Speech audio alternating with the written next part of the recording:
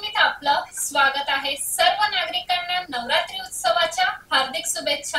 तर चला पाहूया गडपकरांचे श्रद्धास्थान। नवसाला पावणारी स्वयंभू काळंबा देवी। पेण तालुक्यातील मुंबई गोवा महामार्गावर गडप गावातील निसर्ग सानिध्य लाभलेले उंच टेकडीवर नवसाला पावणाऱ्या श्री काळंबा देवी मातेचे जागृत देवस्थान आहे।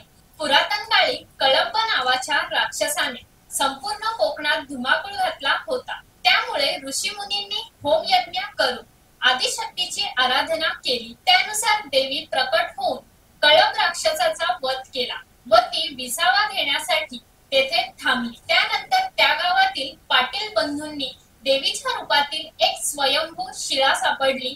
त्या शिळेची त्यांनी पूजा अर्चा करून त्याच ठिकाणी तिची प्राण प्रतिष्ठापना करण्यात येऊन छोटे मंदिर उभारण्यात आले, तीही कळंबा माता। सन 1944 साली गडप येथे प्लेगची साथ आली। ग्रामस्थांनी देवीची मनोभावे सेवा केल्याने ग्रामस्थांना प्लेगच्या साथीपासून तारले, अशी येथील भाविकांची श्रद्धा आहे। गडप हे दाट लोकवस्तीचे गाव असून सरकारी कागदोपत्री काराव या नावाने ते ओळखले जाते। या आराध्य दैवतावर गावातील ग्रामस्थांची अपार श्रद्धा आहे। या परंपरेनुसार काळंबा देवीचे दर्शन घेऊनच मग कुठल्याही कामास सुरुवात करण्यास ग्रामस्थांची प्रथा आहे। देवीचे दर्शन घेतल्यानंतर आरंभलेल्या कामात यश मिळते, अशी श्रद्धा ग्रामस्थांच्या मनात रुजली आहे।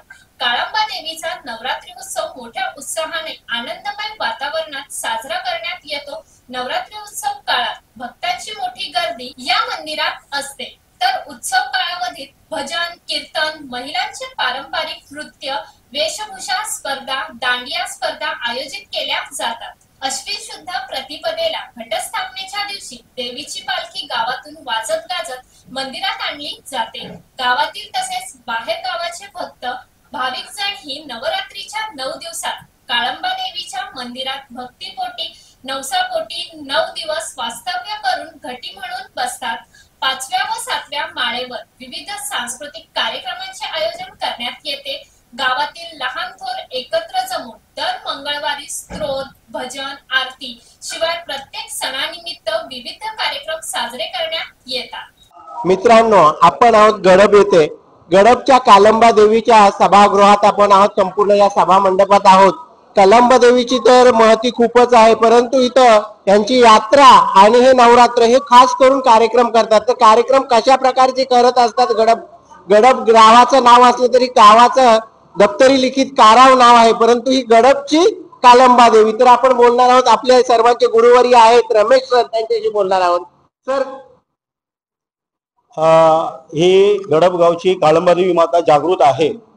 इथे ग्रामस्थ मंडळी मौजे काराव इथे श्रमदानानं कष्ट करतात, मेहनत करतात, भावनिक समाधान इथे मिळतं। आणि नवरात्र दिवस 9 दिवस त्यांची सेवा असते।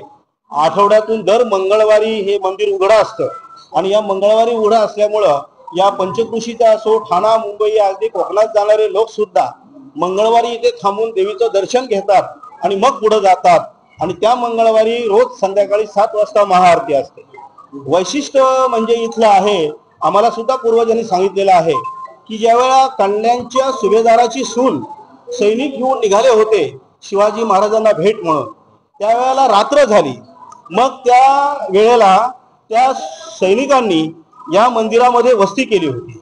एवढी जुनं मंदिर होतं आणि सुभेदाराची सून इथं वस्तीला होती, वस्ती केली आणि सकाळचे उठून पुन्हा रायगडाकडे प्रस्थान झालं, अशी इथली एक आख्यायिका आहे। देवी अशी जागृत आहे। इथे गडप म्हणजे 5 पाडे आहेत। या 5 पाड्यामध्ये रोज रात्री तिची फेरी असते असं सांगतात आणि ते बरेच जणांना ते दिसलेलं आहे आणि या गावावर तिची श्रद्धा आहे। चैत्रामध्ये इथे यात्रा मोठी असते। यात्रेचं सगळ्यात मोठं वैशिष्ट्य म्हणजे की या यात्रेला देवकाठीचं सगळ्यात मोठं असतं। ह्या देवकाठ्या आमटेम पांडापूर पासून त्या इकडे कारावी पर्यंत अशा बोई पर्यंत देवकाठे इथे येतात आणि आमच्या 5 गावच्या 5 जवळजवळ 15-20 अशा देवकाठ्या असतात। ज्याची सर्वात उंच देवकाठी त्याला असं 10,000 15,000चं बक्षीस असतं इथे आणि सगळे श्रद्धेनं अगदी गणवेशात गुलाल उधळत अशा पद्धतीने देवकाठीचं असतं। यात्रा फार मोठी भरते। जागृत देवस्थान आहे हे। नवरात्रीमध्ये 9 दिवस अगदी पहिल्या माळेपासून ते दसऱ्यापर्यंत या ठिकाणी उत्सव मोठ्या आनंदाने साजरा करतात। रोज रात्री महिला नाचमंडळ असेल, भजनी मंडळ असेल, कीर्तन असेल, असे विविध कार्यक्रम या ठिकाणी ठेवले जातात.